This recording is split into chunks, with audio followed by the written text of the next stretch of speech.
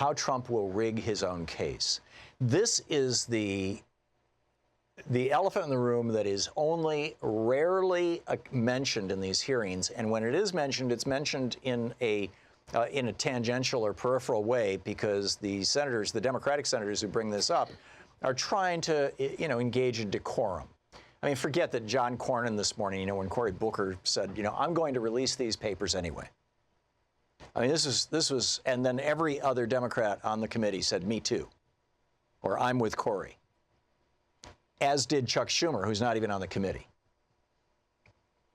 So, but Cory Booker came out and he said this unilaterally, all by himself. He said there's this email that Brett Kavanaugh is part of that's talking about racial profiling. And this was in the context of 9/11 and security and TSA and all that kind of stuff. He said there's an email where he's talking about racial profiling, and you are blocking it, Mr. Grassley, from being part of the record so that I can't even ask Kavanaugh a question about it. And I'm going to release it to the press. And you can find it all over this morning. And, Kavanaugh is going off on his high-sounding, oh, we want to reach a time when, there's no consideration of race,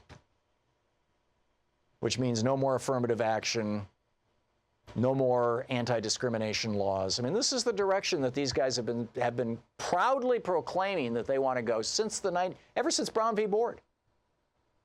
When there was Brown v. Board, and then there was Brown v. Board 2, in 54 and 56.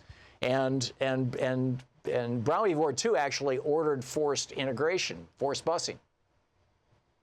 And that was when the Republicans began this mantra. Well, actually, it was a lot of Southern Democrats at that point in time as well. It was in both parties. The Democrats repudiated it in 1965.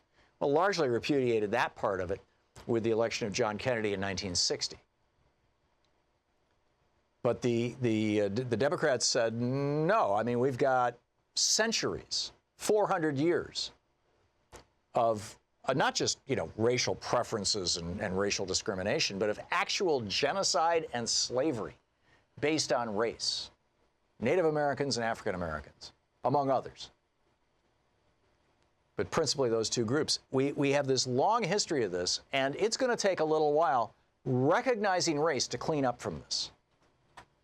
And in this email exchange where they were discussing this broad concept of whether basically TSA agents should be able to pull people out of line because they look Middle Eastern.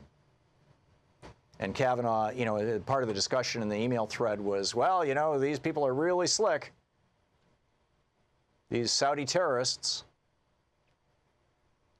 the majority of the 9/11 terrorists were Saudis, of course. He was getting back on his hobby horse of, well, we need to get to the point in time where there's no consideration of race. And of course, that's the big picture that Cory Booker was objecting to. The African-American senator from New Jersey, saying, wait a minute, is this really your thinking? Do you think that we don't need anti-discrimination laws? I mean, that was the essence of the Supreme Court in the case where they gutted the Voting Rights Act. It says Shelby County, that case, I believe. In any case, that was the essence of the debate, was, everything's fine now. Yes, the Senate voted 98-0 to renew the Voting Rights Act unanimously or nearly unanimously. I think there were a couple of dead members at the time or missing members, whatever. But it doesn't matter what the elected representatives of the people chose. What matters is what we, the 10 justices or 9 justices on the Supreme Court, have to say. I'm getting ahead of myself here because I'm thinking that the next Democratic president needs to add 1 or 2. But that's a whole other conversation for another time.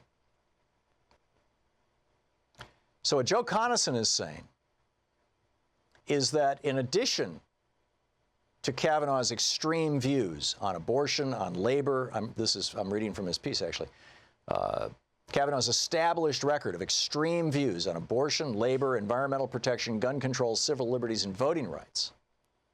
We have this whole other thing, which is what Kavanaugh basically leaked into the press and lobbied to get into the press so that Donald Trump would see it, so that Donald Trump would add him to the list of potential nominees that the Federalist Society, had come up with. knowing, I mean, you know, Brett Kavanaugh, this is a very smart man.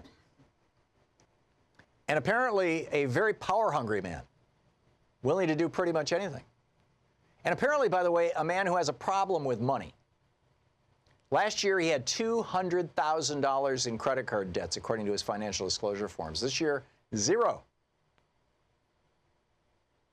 How do you run up $200,000 in credit card debt? Number one, there are some who are concerned that he may have a gambling problem and that he might have been laundering his gambling money with baseball tickets because he was buying tens of thousands of dollars worth of baseball tickets. Or maybe it's something else. And I would love to see somebody, you know, a member of the Senate, ask him, you know, who paid off your credit cards? Was it the Koch brothers? Was it Donald Trump?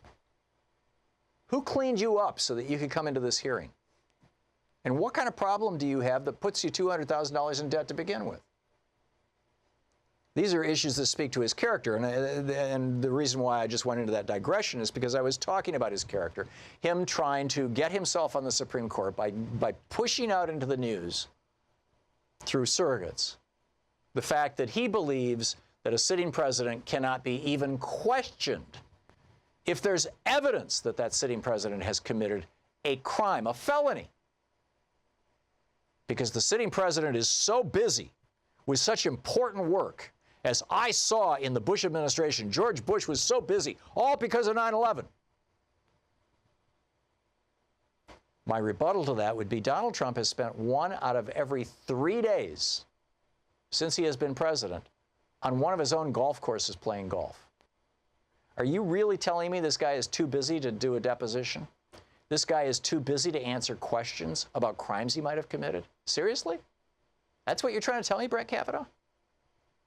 But the point of Joe Conasson's piece, and I think it's a really good point, it's a point that I've been making ever since I first noticed that Kavanaugh was trying to get his name in the press, and then a few weeks later, Trump put him on the list of potential nominees that had been originally provided to him by Joe, what's his name, the guy from the, Joe Black, I think is his name, whatever it is, who was the guy from the Federalist Society, heavily funded by the Koch brothers, among others, by the way. That, when I noticed that Kavanaugh was doing this and that then Trump added him to the list, on the air, those of you who've been listening to the program for years, you heard me say it. Trump's going to pick Kavanaugh. Why? He's trying to rig his own case. He's trying to pick his own judge. He wants to have somebody in the room with the other 8 Supreme Court justices arguing that they should not rule that he has to submit to questioning. Trump wants somebody in the room with the Supreme Court justices who will overturn the Nixon precedent. In the case of Nixon, the Supreme Court said yes. Well, and there's also the Paula Jones versus Bill Clinton precedent. But in U.S. v. Nixon, the Supreme Court said the president is not above the law. If a congressional committee or a court subpoenas the White House tapes, he has to provide them. And Nixon, to his credit, provided them. Which, by the way, is the opposite of what's happening right now in the Kavanaugh hearings, where only 7% of Brett Kavanaugh's papers and documents have been revealed, not just to you and me, the American people, but to the Democratic members of the committee. The Republicans are holding these things and refusing to let the Democrats see them. Hundreds of thousands of documents.